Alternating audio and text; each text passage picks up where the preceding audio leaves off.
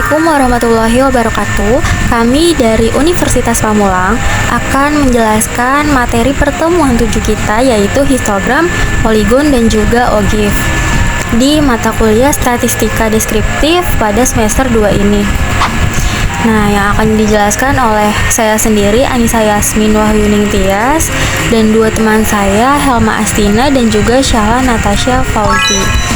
Nah, langsung saja ke materinya. Apa sih histogram itu? Histogram adalah salah satu jenis grafik statistik yang digunakan untuk menggambarkan distribusi data numerik, atau bisa disebut juga distribusi data batang.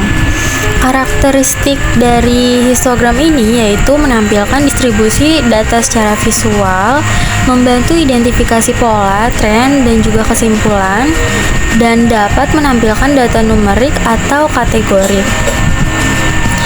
Dan kelebihan dari histogram ini adalah mudah dibaca dan dipahami, menampilkan data secara visual, dan juga membantu identifikasi pola dan juga tren.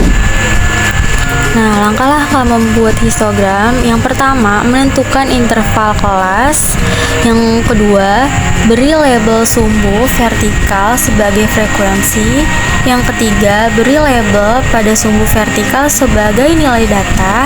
Yang keempat, menggambar sebuah batang yang memanjang dari data nilai terendah setiap interval ke nilai terendah interval berikutnya. Ketinggian setiap batang harus sama dengan frekuensi intervalnya. Selanjutnya saya akan menjelaskan mengenai poligon. Poligon adalah bentuk datar yang terdiri dari garis lurus yang bergabung dan membentuk sirkuit atau rantai tertutup. Perbedaan antara histogram dengan poligon frekuensi adalah: yang pertama, histogram menggunakan batas kelas, sedangkan poligon menggunakan titik tengah. Lalu yang kedua, grafik histogram berwujud segi empat atau menyerupai diagram batang, sedangkan poligon berwujud garis atau kurva yang saling berhubungan satu sama lain. Bisa dilihat dari gambar tersebut perbedaan antara histogram dengan poligon frekuensi, di mana histogram seperti diagram batang, sedangkan poligon seperti rantai yang tertutup. Lalu langkah membuat poligon, yaitu yang pertama, buat histogram berdasarkan data yang ada. Setelah itu, hitung nilai tengah tiap interval kelas dan tandai nilai tengah setiap interval kelas pada histogram. Lalu langkah terakhir adalah sambungkan nilai tengah dengan garis dan terbentuklah poligon frekuensi. Dan untuk materi berikutnya akan dijelaskan oleh teman saya. Oke, materi selanjutnya akan saya jelaskan mengenai OGIF. OGIF adalah grafik yang menggambarkan data berdasarkan tabel distribusi frekuensi kumulatif. Terdapat dua jenis OGIF. Yang pertama ada OGIF positif. OGIF positif menunjukkan frekuensi kumulatif kurang dari, dan OGIF negatif menunjukkan frekuensi kumulatif lebih dari.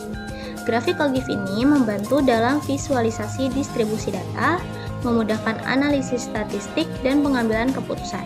Seperti yang teman-teman bisa lihat, contoh dari grafik OGIF positif dan OGIF negatif. Kemudian, saya akan menjelaskan langkah-langkah membuat kurva OGIF. Yang pertama, buat urutan tepi bawah hingga tepi atas kelas. Kemudian, sesuaikan frekuensi kumulatif positif dan frekuensi kumulatif negatifnya. Untuk mendapatkan frekuensi kumulatif, teman-teman dapat menjumlahkan frekuensi dari interval sebelumnya dengan interval selanjutnya. Begitu seterusnya. Untuk tabel frekuensi kumulatif kurang dari, gunakan batas atas kelas. Sedangkan untuk tabel lebih dari, gunakan batas bawah kelas. Kemudian, gambar kurva OGIF dengan menghubungkan frekuensi tiap tepinya. Sekian untuk penjelasan dari kelompok kami mengenai materi histogram, poligon, dan OGIF. Semoga teman-teman bisa menambah wawasan. Terima kasih. Wassalamualaikum warahmatullahi wabarakatuh.